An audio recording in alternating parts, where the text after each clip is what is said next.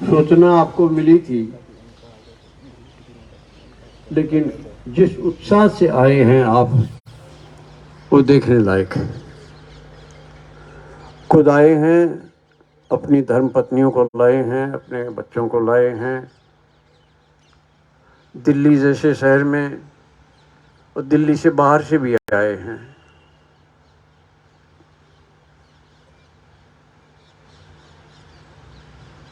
क्षत्रिय युवक संघ अब जो आगे विस्तार योजना के अनुसार कार्य कर रहा है,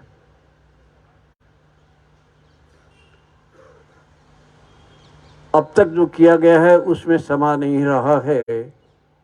लोगों की इस उत्साह को रोका नहीं जा सकेगा। पूरे भारतवर्ष में कहीं कहीं लगभग सभी प्रदेशों में क्षत्रिय युवक संघ का प्रवेश है, वहाँ शाखाएं लगती हैं, शिविर लगते हैं।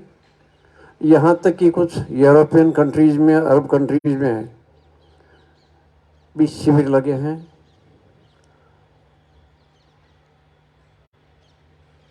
और वहाँ कार्यक्रम चल रहे हैं, वहाँ शाखाएं लगती हैं, उनकी रिपोर्ट आती है। लेकिन सघन कार्यक्रम राजस्थान और गुजरात में चल रहा है।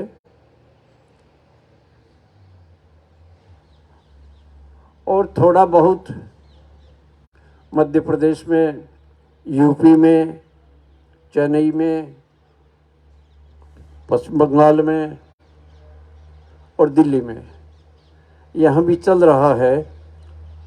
लेकिन अब इसको विस्तार देना है। आज का कार्यक्रम जाने या अनजाने उसी विस्तार का एक अंग है। क्षत्रिय युवक संघ आप सबका आह्वान करता है कि आप अपना कर्तव्य समझकर इस, जैसा अभी बताया गया, कर्नल साहब ने बताया था कि इस प्रकार का संगठन कहीं यदि और हो तो वहाँ जा सकते हैं, वहाँ भी ऐसा ही वातावरण मिले तो आप वहाँ भी अपना कार्य कर सकते हैं। लेकिन एक सदे सब सदे, एक और सब साधे सब जाए। हमने जो रास्ता चुना है, समाज को अपना केंद्र बनाया है, और समाज को केंद्र बनाने के लिए पुरानी परंपरा के अनुसार रक्त के गुणों पर हमारे स्वभाव निश्चित होते हैं, और स्वभाव से हमारा कर्म निश्चित होता है। अपने स्वभाव के अनुसार इंद्रियां अपने आप में बरतती है। तो आपके अंदर सोई हुई रजपूती, आपके अंदर सोया हुआ क्षत्रियत्व है, उसी को अब बाहर प्रकट करना है। और वह कब होगा? आप यदि अध्ययन करते हैं तो अध्ययन रोज करना पड़ेगा, नित्य करना पड़ेगा, निरंतर करना पड़ेगा। तो क्षत्रिय युवक संघ ऐसी ही एक प्रणाली है। एक ही जगह पर शाखा लगती है और समय पर शाखा लगती है। ये नित्यता, नित्य और निरंतर काम हो, नियमित काम होने का है। ये हमारे स्वभाव में लाने के लिए क्षत्रिय युवक संघ से जुड़ना आवश्यक है। ये कोई पार्ट टाइम जॉब नहीं, ये जीवन भर का उद्देश्य जो भगवान ने निश्चित किया है। क्षत्रिय हैं तो क्षात्र धर्म तुम्हारा स्वभाव है, वो स्वधर्म है, स्वकर्तव्य है, उसका तुम पालन करो। वो हमको कहाँ पढ़ाया जाता है? आज की शिक्षण प्रणाली अभी तक हम तो निश्चित भी नहीं कर पा रहे हैं। हमारा भारत देश शिक्षण नीति की बात अवश्य करते हैं, लेकिन किन मजबूरियों के कारण नहीं कर पा रहे हैं, इस पर हम बात नहीं करेंगे। लेकिन हमको जो परोसा जा रहा है वो भारतीयता के विरुद्ध है, भारतीयता के अनुकूल नहीं है।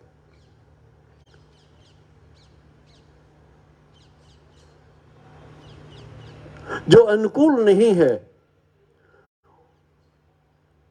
उसको हम यदि सीखने का प्रयत्न करेंगे तो हम बहुत दूर चले जाएंगे।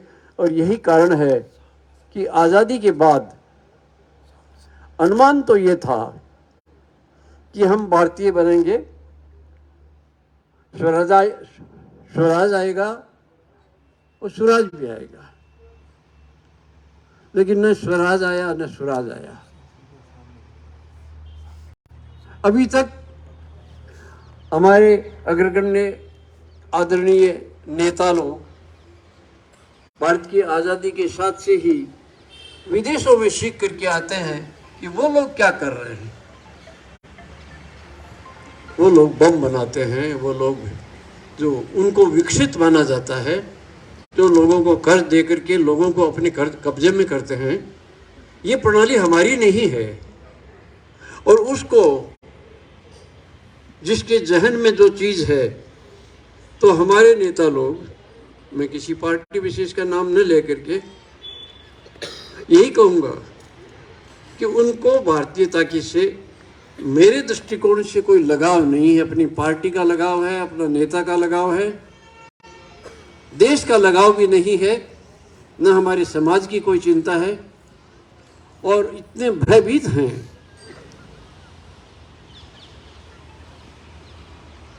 कि वो काम भी नहीं कर सकते, न सुखी रहते हैं न सुखी रहने देते हैं। ऐसे उलझे हुए उलझन भरे जीवन में वो स्वयं स्पष्ट नहीं, हमको क्या स्पष्टता देंगे। आज आवश्यकता इस बात की है कि हम अपनत्व की खोज करें। मैं एक छोटा सा किस्सा बताता हूँ। सेकेंड वर्ल्ड वॉर में बहुत लोग वॉर के टाइम में, अंग्रेज़ों के टाइम में भर्ती होने के लिए गए थे और फिर वॉर ख़त्म होने तक आ नहीं पाए। ऐसा ही एक सिपाही छुट्टी मिली 5 साल बाद में जवानों को, वो अपने गांव आया। नियरेस्ट रेलवे स्टेशन का पास था। वहाँ पुराने ज़माने में धर्मशालाएं बनी हुई होती थी। उस धर्मशाला में, एक धर्मशाला में वो जाके रात को रुका, इस कल्पना में सोया हुआ कि अब तो गांव बहुत नज़दीक है, सुबह मैं जाऊंगा, अपने बच्चों से मिलूंगा, अपने माँ बाप से मिलूंगा। लेकिन इसी सपनों में खोया हुआ था कि पड़ोस में एक कमरे में, जिसको कमरा नहीं कहते, कोठरी कहते हैं, तो वो वहाँ कोई बच्चा रो रहा था। उस बच्चे की रोने की आवाज़ सुन के वो थोड़ा परेशान हुआ कि हम युद्ध में लड़ते लड़ते आए हैं, यदि सिविलियंस हैं, ये हमको सोने भी नहीं देते हैं। उनको नींद की पड़ी थी और उसकी माँ की उसकी बीमारी की पड़ी थी। वो रात को आई थी, शाम को आई थी, अंधेरा हो गया और एक धर्मशाला में ठहर गई, तो उसको खांसी आ रही थी बार बार।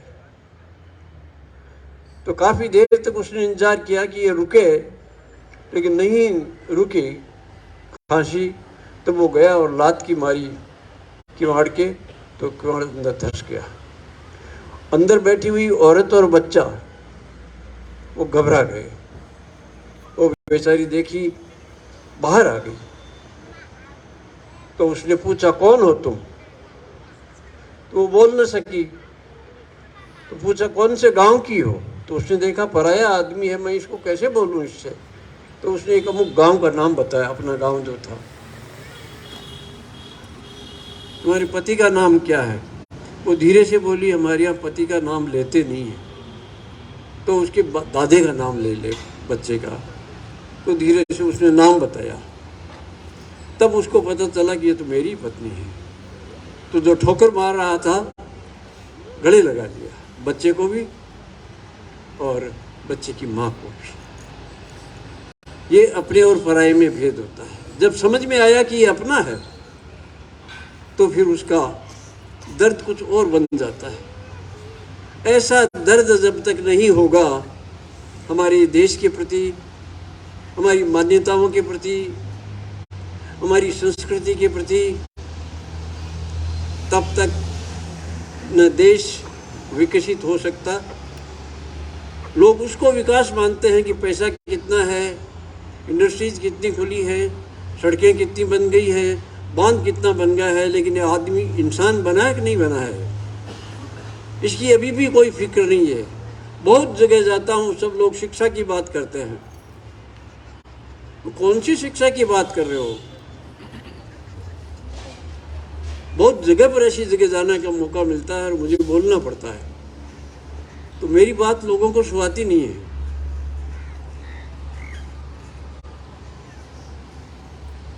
देश अभी आज़ाद हुआ ही नहीं है, मुझे ऐसा लगता है। न विदेश नीति हमारी है, न राष्ट्रीय नीति हमारी है, न कोई आर्थिक नीति हमारी है, कुछ भी तय नहीं कर पाए हैं। संविधान पलटने में रह रहे हैं। मैं ऐसा नहीं कहता कि आवश्यकता पड़ने पर संविधान को न बदला जाए, लेकिन ये अपनी आवश्यकता को लोग ध्यान में रखते हुए पूरे संविधान को पलट देते हैं। आपातकाल भी इसी कारण हुआ था 1975 में, अपनी सुविधा के लिए संविधान को बदल डाला।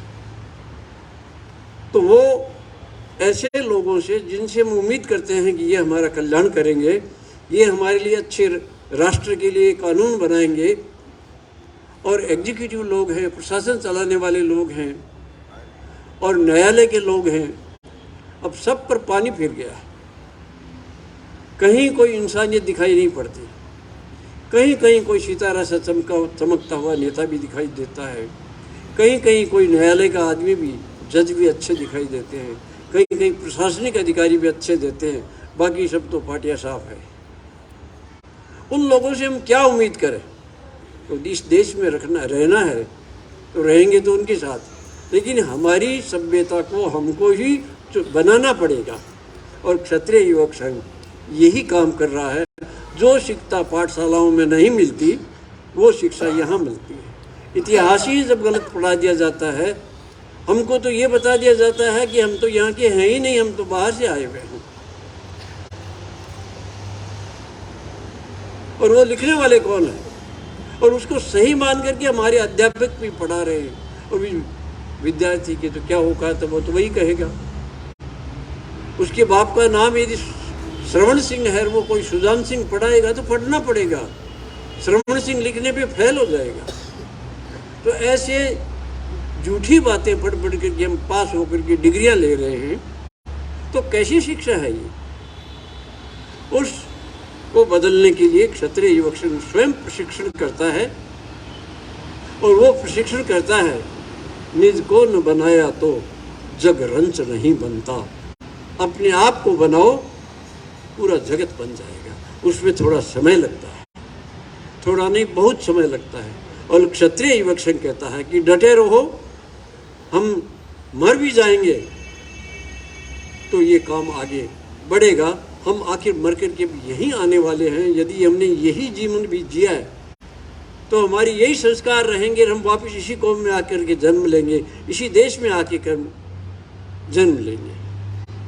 हमारे लिए कितनी सुखद बात है कि भारतवर्ष जैसे देश में मानवीय मूल्यों वाले, दूसरों के लिए जीवन दान देने वाले ऐसे देश में पैदा हुए हैं, और दूसरी हम ऐसी कौम में पैदा हुए हैं जो दूसरों के लिए दान, शीश दान भी देना पड़े तो हम हिचकेंगे नहीं। ये हमारे पूर्वजों का इतिहास अभी कर्नल साहब ने बताया कि हम इस प्रकार का काम, लेकिन धीरे धीरे कुछ खामियां भी हुई। हमारे इस 500 साल में हमने वीरता में कोई कमी नहीं रखी। जितनी सतियाँ इन दिनों में हुई, जितने जोहर इन दिनों में हुए, ऐसे पर कभी हुए सुना नहीं। ने महाभारत में सुना और न रामायण में सुना पढ़ा। लेकिन इसके बाद में भी कुछ चारित्रिक कमियां भी आई है। जोधपुर, उदयपुर और जयपुर, ये कन्या के लिए झगड़ा कर रहे हैं। ये कन्या मेरी है, ये मेरी सगाई की हुई है, ये इसको मैं रखूँगा। तो जिस धरती के ऊपर जो धरती माता है उसके वो पति बन गए, धनी बन गए, ये भाव ही गलत हो गया। जिस समाज के हम सेवक हैं, पुत्र हैं, उस समाज के भी धनी बन गए। थोड़ा सा कुछ बना और वो मालिक बनने की कोशिश करता है, चाहे अधिकारी हो चाहे नेता हो।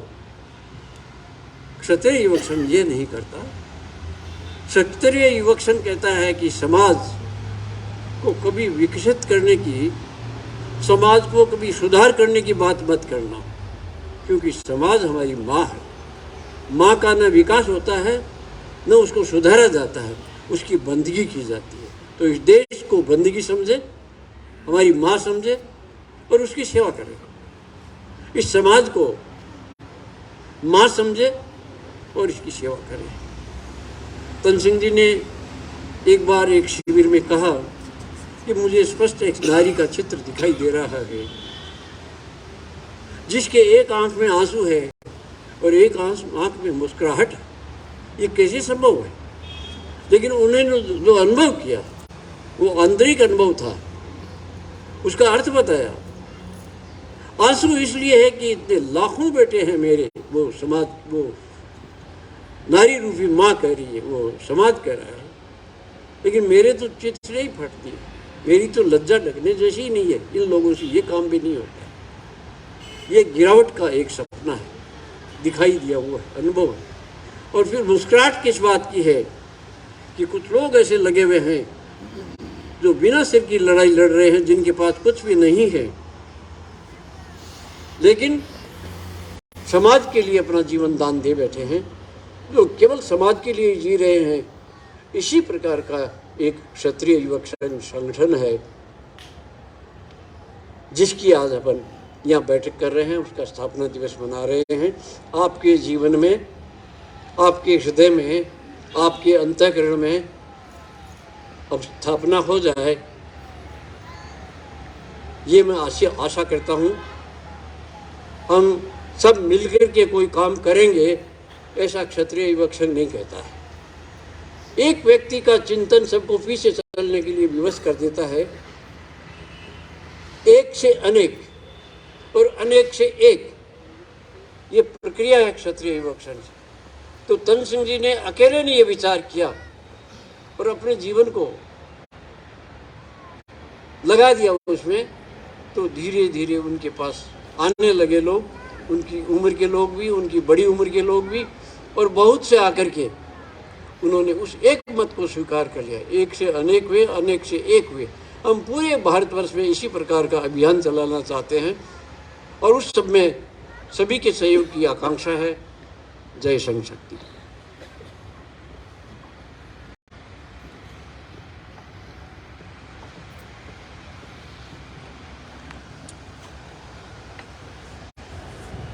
श्री क्षत्रिय संघ का साहित्य का स्टॉल हमारे इस तरफ लगा हुआ है।